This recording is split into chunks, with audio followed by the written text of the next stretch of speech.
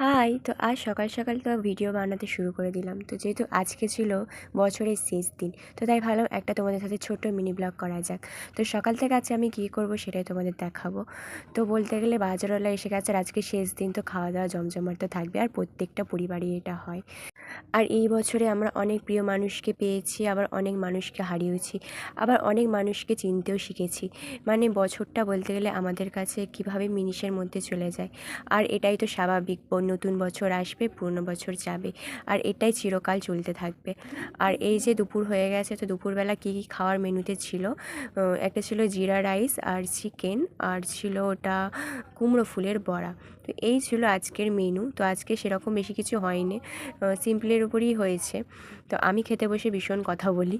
যাই হোক, তোমরা বলতে গেলে লাস্ট দিনটা কীভাবে কাটাচ্ছ তোমরাও বলো। আর আজকের দিনটা এভাবেই কাটালাম। তো তোমাদের ভিডিওটা কেমন লাগলো বলো। ভিডিওটা ভালো লাইক, কমেন্ট, শেয়ার, সাবস্ক্রাইব।